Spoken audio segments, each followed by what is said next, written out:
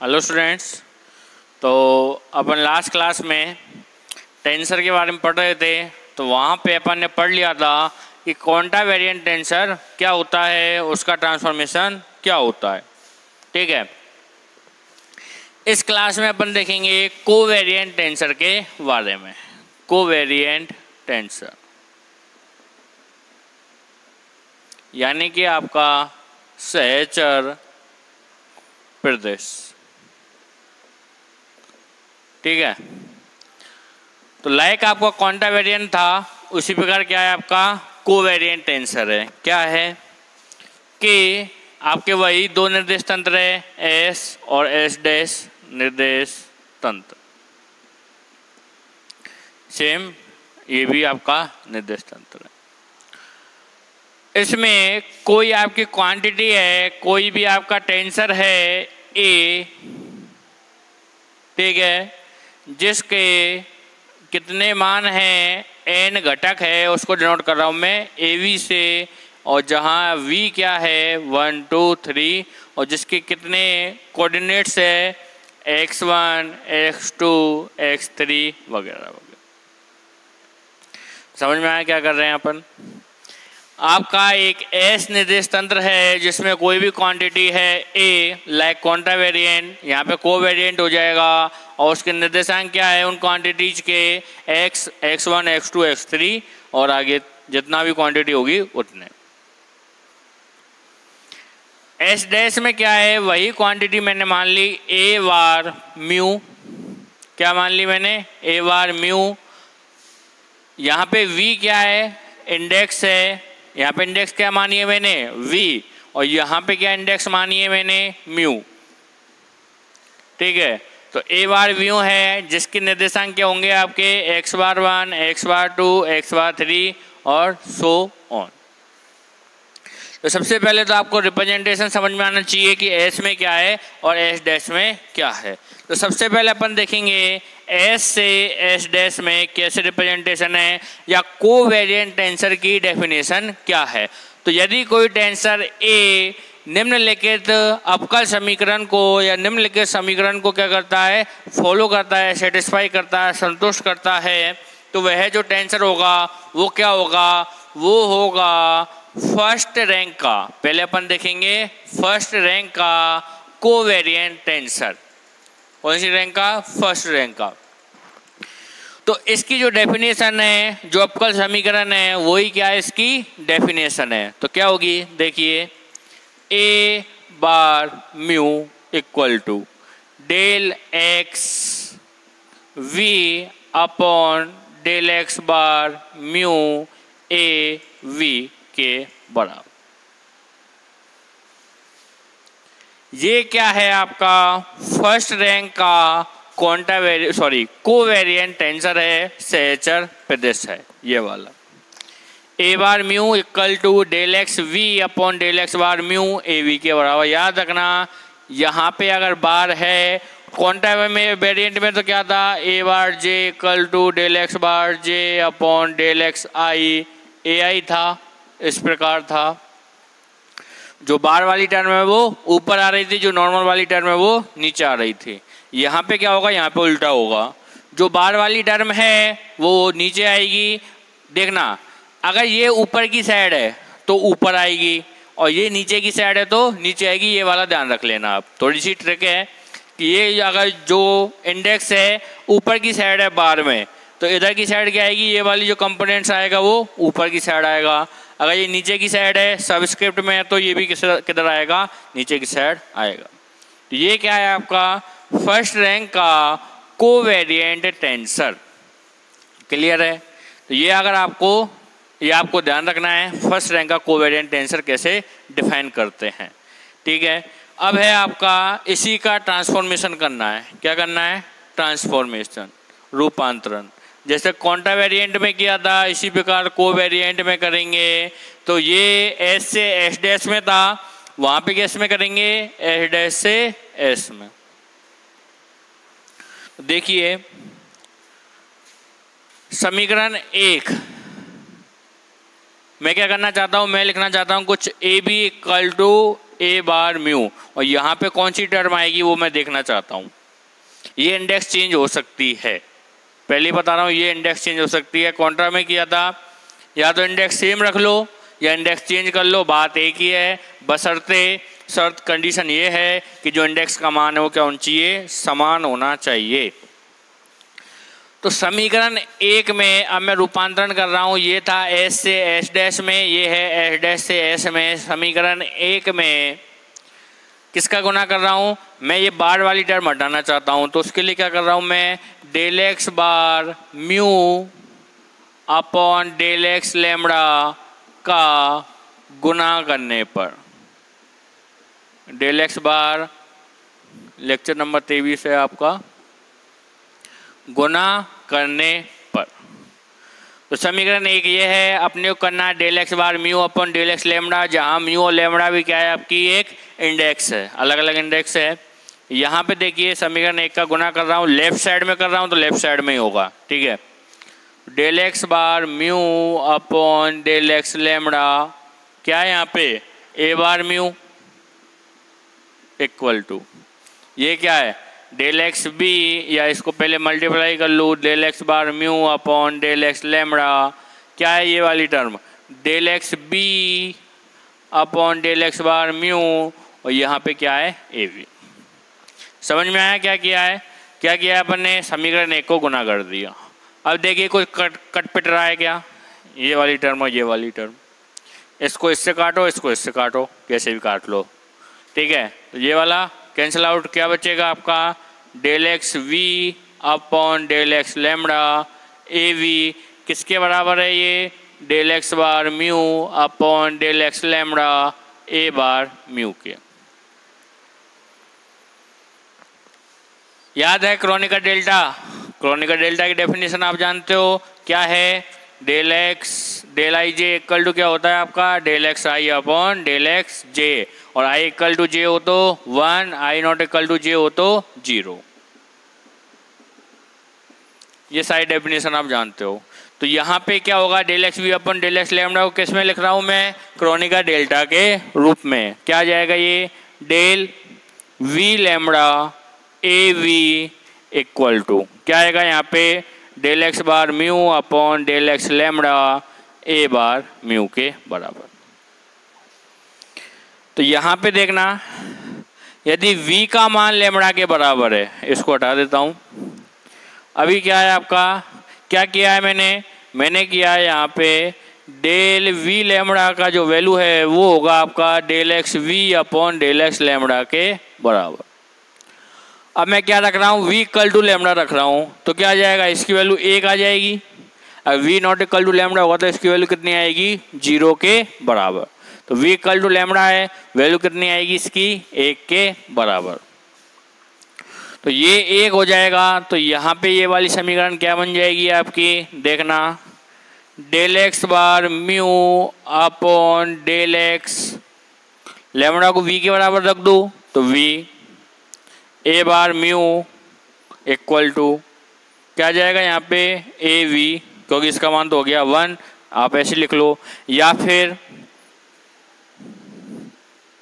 Del x bar mu upon del x lambda A bar mu equal to A lambda. V equal to lambda रखा है ना, तो या तो ऐसे लिख लो या ऐसे लिख लो। इसका भी कैसे करेंगे अपन, ए लैम्बडा के बराबर ही तो होगा, ये भी सीधा कर लो, या चाहे तो आप ये वाला पूरा पसंद ना आए तो वी इक्वल टू लैम्बडा रखना है, ये रखना है, वो रखना है। तो ये क्या है आपकी कोवेरिएंट टेंसर की ट्रांसफॉर्मेशन है। ये देखना यहाँ पे क्या हो रहा है आपका, A V equal to del x bar mu upon del x V A bar mu के बराबर। सोच रहे होंगे कि इधर भेज देते हैं सीधा, मैंने बोला था ऐसा नहीं करना है, आपको पूरी इक्वेशन सॉल्व करनी है, क्योंकि जो इंडेक्स यूज हो रही है वो ये वाली यूज हो रही है इसमें, ठीक है। तभी तो बोलते हैं टेंसर का कॉम्प्लिकेशन बहुत है, बहुत ज़्यादा कॉम्प्लेक्स है टेंसर, ठीक है। तो ये अपना क्या हो गया, covariant tensor of first rank का, जिसका आपने वो देख लिया, इसकी डेफिनेशन देख ली और इसका ट्रांसफॉर्मेशन भी देख लिया। चाहे तो ऐसे कर लो चाहे ऐसे कर लो, दोनों बात एक ही है, ठीक है। अब देखते हैं सेकंड रैंक का। तो अगर फर्स्ट रैंक का समझ में आ गया है तो सेकंड रैंक का समझने में कोई भी दिक्कत नहीं होगी। बस आपको इंडेक्स का पता होना चाहिए कि एस में कौन सी ले रहे हैं और एस डैश में कौन सी ले रहे हैं। तो अगर सेकंड रैंक का कोवेरिएंट टेंसर है तो कितनी इंडेक्स आएंगी? 2। कितने इंडेक्स आएंगी? 2। ये यहाँ पे मैं इसको लिख देता हूँ जिससे आपको पहचानने में दिक्कत नहीं आए। A bar mu equal to del x V और del x bar V, sorry mu A B के बराबर। तो क्या है, क्या है? अब मैं कर रहा हूँ सेकंड रैंक का कोवेरिएंट टेंसर। उसका आप क्या कर सकते हो, उसका ट्रांसफॉर्मेशन भी कर सकते हो। तो यहाँ पे अब क्या मान रहा हूँ मैं, एन स्क्वायर कंपोनेंट है तो एस में और एस डैश में। एस में मान लिया मैंने, यहाँ पे मान लिया मैंने वी, यहाँ पे मान लिया मैंने, एक साथ ही मान रहा हूँ। चलो एस में मान लिया मैंने म्यू वी और एस डैश में मान लिया मैंने आर एस। कर सकते हो। क्या करना है, म्यू का आर के साथ, वी का एस के साथ। मैंने बोला है पहली इंडेक्स का पहली इंडेक्स के साथ, दूसरी इंडेक्स का दूसरी इंडेक्स के साथ। जनरली ऐसा करना है अपने को, जिससे क्या रहे कि कोई भी कॉम्प्लिकेशन नहीं आए। वैसे आप कर भी सकते हो म्यू का एस के साथ, म्यू का वी का आर के साथ, लेकिन अपन क्या करते हैं, इजी कैलकुलेशन करने के लिए क्या करते हैं, पहली का पहली के साथ कर लेते हैं, दूसरी का दूसरी के साथ कर लेते हैं।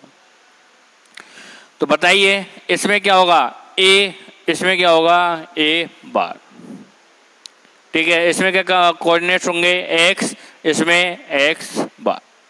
तो बताइए क्या लिख सकते हैं, सेकंड रैंक का कोवेरिएंट टेंसर की डेफिनेशन क्या लिख सकते हैं, ए बार आर एस, एस डैश वाली तो इधर आएंगी ना, ये कौन सी है आपकी एस डैश की, ये एस की, वहां देख के बताइए।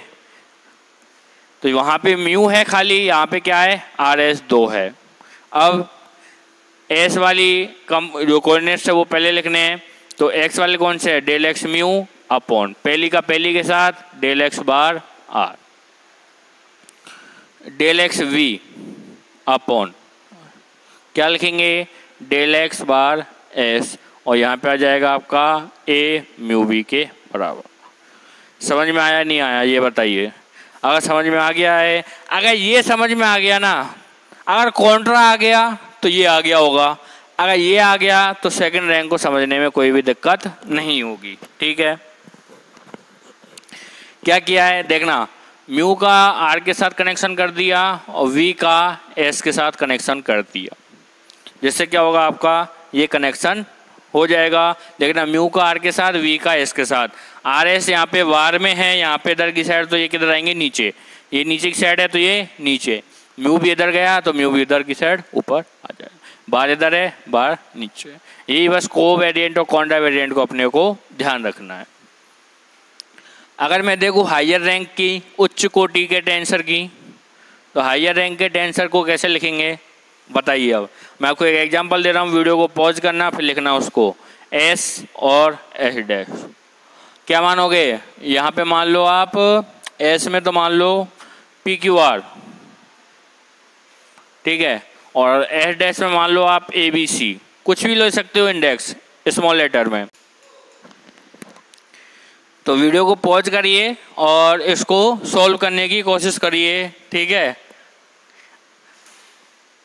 मैं भी यहाँ पे करता हूँ आपको और आप भी कोशिश करिए। तो एस डैश में है तो पहले लिख दिया ए बार ए बी सी, यहाँ ए है, यहाँ ए बार है, यहाँ एक्स है, यहाँ एक्स बार है।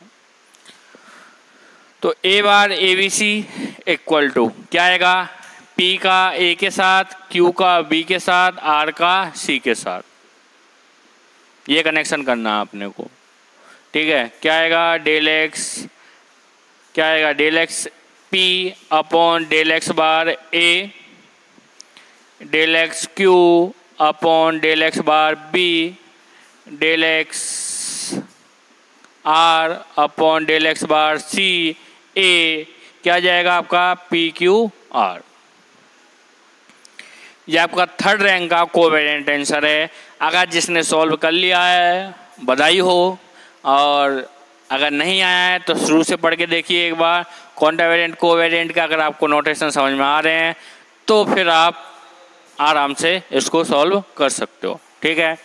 तो ये अपना था कोवेरिएंट टेंसर। फर्स्ट रैंक का उसका ट्रांसफॉर्मेशन देख लिया, सेकंड रैंक का और ये वाला हायर रैंक का, पी का क्यू ए के साथ, क्यू का बी के साथ, आर का सी के साथ, ए बार यहाँ पे है तो ये नीचे की साइड शिफ्ट हो जाएंगे। क्लियर है? चलो अब है एक है मिक्स टेंसर। मिक्स टेंसर को पढ़ने से पहले एक और टेंसर पढ़ लेते हैं अपन, इनवेरिएंट टेंसर, जो बदले ना। यहाँ पे क्या हो रहा है, एस में कुछ और है, एस डैश में कुछ और है, एस से एस डैश में अलग हो रहा है। वहाँ पे क्या होगा इनवेरिएंट टेंसर में, वो टेंसर एस से एस डैश में जब ट्रांसफॉर्मेशन करेंगे क्या होगा, सेम आएगा। क्या आएगा? सेम आएगा। तो आपका अगला टेंसर है इनवेरिएंट टेंसर, जिसको बोलते हैं अपन निश्चर प्रदेश। हिंदी देख लेना एक बार इसकी, इनवेरिएंट टेंसर निश्चर प्रदेश। इनवेरिएंट यानी कांस्टेंट, जो बदले ना। अगर मैं एस से एस डैश में करूँ या एस डैश से एस में करूँ ट्रांसफॉर्मेशन, तब भी क्या हो, उसमें चेंज नहीं आए। तो ऐसा जो टेंसर है वो क्या होगा आपका इनवेरिएंट टेंसर। सपोज करना आपका एक टेंसर है फाई, आपका एक टेंसर है फाई, किस में, एस में, जिसके निर्देशांक क्या है आपके x1, x2, x3। ये आपका एक टेंसर है फाई, किस में, एस में, जिसके निर्देशांक है x1, x2 एंड x3। इसी प्रकार एस डैश में भी क्या है, टेंसर है वही फाई बार, क्या है उसके निर्देशांक x bar 1, x bar 2, x bar 3। Clear है? तो ये अपना क्या है, टेंसर है एस में और एस डैश में अलग अलग है, ठीक है। क्या होगा, इनवेरिएंट का मतलब क्या है, एस से एस डैश में करूँ या एस डैश से एस में करूँ, टेंसर का मान चेंज नहीं होगा, बिल्कुल भी नहीं बदलेगा। यानी क्या बोल रहा हूँ मैं, phi x1, x2, x3 equal to phi bar x bar 1, x bar 2, x bar 3। ये आपका क्या होगा, इनवेरिएंट टेंसर की डेफिनेशन होगी। तो अगर आपसे पूछा जाए कि एक इनवेरिएंट टेंसर क्या होता है, what is an invariant tensor, then you have to give this definition that in the s coordinate the function is phi or tensor is phi, and in the s dash phi bar is this, the tensor is phi bar. Then in both coordinate system the value of tensor will remain constant or invariant, then this will be the definition of your invariant tensor, or you can say phi equal to phi bar. Clear? तो ये आपका क्या हो जाएगा, invariant tensor की definition. इसका example देख लेते हैं। तो आज की क्लास में इसका एग्जाम्पल देख लेते हैं, और कल अपन देखेंगे जो अगली क्लास होगी उसमें क्या देखेंगे अपन, उसमें देखेंगे अपन मिक्स टेंसर का वैल्यू। क्लियर है? तो देखिए एग्जाम्पल, सपोज करना आपका एक टेंसर है ए जे बी जे। क्या है? A J B J. ये आपका कंप्लीट एक टेंसर है ए जे बी जे के नाम से। मेरे को प्रूफ करना है कि एस और एस डैश में इस टेंसर का वैल्यू क्या है, इनवेरिएंट है, कांस्टेंट है। क्लियर है? तो क्या है, ये आपका कॉन्ट्रावेरिएंट टेंसर है और ये आपका क्या है, कोवेरिएंट टेंसर है। तो पहले क्या करते हैं अपन, कॉन्ट्रा का लिख लेते हैं क्या डेफिनेशन के हिसाब से, और उसी प्रकार किससे लिख लेते हैं अपन, कोवेरिएंट से। एक बता देता हूँ, कॉन्ट्रा का क्या होगा, यहाँ पे मैं बता रहा हूँ, कॉन्ट्रा का एस एस डैश, को का कोवेरिएंट का एस से एस डैश। तो कॉन्ट्रावेरिएंट का एस में जो इंडेक्स होगी वो होगी जे, और एस डैश में होगी आई। क्लियर है? यहाँ पे एस में क्या होगी वी और यहाँ पे क्या होगी आपकी आई। ठीक है, तो ये आपकी क्या होगी कॉन्ट्रावेरिएंट और कोवेरिएंट को अपने को इस तरह डिफाइन करना पड़ेगा। कॉन्ट्रा के लिए तो एस में जे है और एस डैश में आई है। कोवेरिएंट के लिए एस में वी इंडेक्स मानूंगा और एस डैश में आई। ठीक है, तो ए जे को लिखते हैं पहले। ए जे किस में लिखना है आई में, किस में लिखना है इसको आई में, तो ये आ जाएगा आपका ए बार आई। लिखिए डेफिनेशन लिखिए, क्या आएगी डेल एक्स बार आई अपॉन डेल एक्स जे। इसको मान लेता हूं मैं क्वेश्चन नंबर 1। लिख सकते हो कॉन्ट्रावेरिएंट आई से जे में या जे से आई में, तो ये लिख दिया।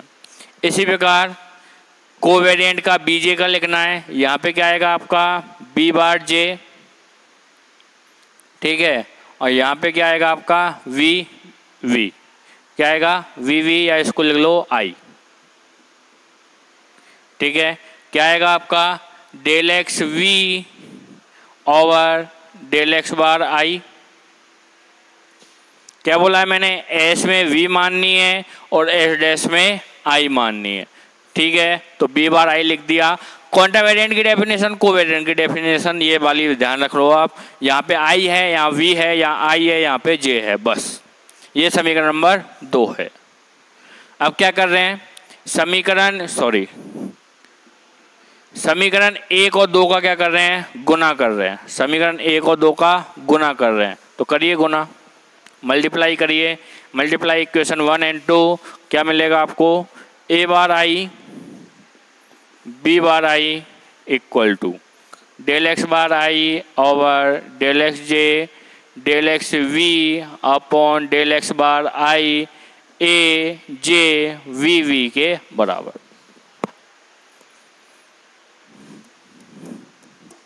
क्लियर, क्या कर रहे हैं अब, इससे ये कैंसिल आउट हो जाएगा, क्या बचेगा आपका del x V over del X J A J V V और A bar I B bar I. Mathematics है, थोड़ा बोर हो जाओगे लेकिन करना तो पड़ेगा, अपने को सॉल्व तो करना पड़ेगा। ठीक है, अब देखिए ये किसकी डेफिनेशन है, क्रोनिकर डेल्टा की है या नहीं है। क्या होगा ये del V J A J V V, या इसको ऐसे लिख लो A J del V J V V के बराबर, और यहाँ पे आ जाएगा आपका ए बार आई बी बार आई।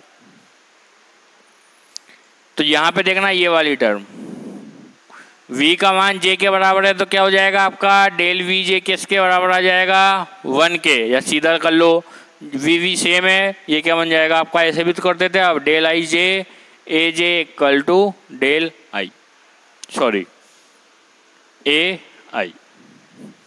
यहाँ पे आ जाएगा क्या आएगा ए जे, नीचे की साइड है तो बी जे, और ये आ जाएगा आपका ए बार आई बी बार आई। समझ में आया एग्जाम्पल, क्या किया ये लेके चले थे। अब क्या होना क्या चाहिए था, अगर अलग अलग है तो यहाँ पे कुछ ना कुछ एक्स्ट्रा टर्म आनी चाहिए थी, जैसे आपने किया था ना ए बार जे इक्वल टू ये वाला समथिंग, ये वाली एक्स्ट्रा टर्म है। नहीं तो क्या होता ये इक्वल टू ये, तो इसका मान क्या होना चाहिए था 1, तब जाके ये बराबर होता। तो यहाँ पे क्या किया अपन ने, इसको क्या कर दिया है, इसका मान इसके बराबर आ चुका है। यानी कि ये वाला जो टेंसर है वो एक किस प्रकार के टेंसर का एग्जाम्पल है, उदाहरण है, ये एक इनवेरिएंट टेंसर के एग्जाम्पल का इनवेरिएंट टेंसर का एक उदाहरण है। आगे मिक्स टेंसर है। मिक्स टेंसर क्या होता है, मिक्स टेंसर होता है आपका कॉन्ट्रा और कोवेरिएंट का मिक्सचर, जहाँ पे कॉन्ट्रा भी होगा और कोवेरिएंट भी होगा। तो अपन नेक्स्ट क्लास में देखेंगे कि कॉन्ट्रा क्या है, मिक्स में कॉन्ट्रा को कैसे एक साथ लिखते हैं, जो कि शायद आपको मैं इंट्रो में बता चुका हूँ, और उसका ट्रांसफॉर्मेशन भी अपन देखेंगे। Thank you.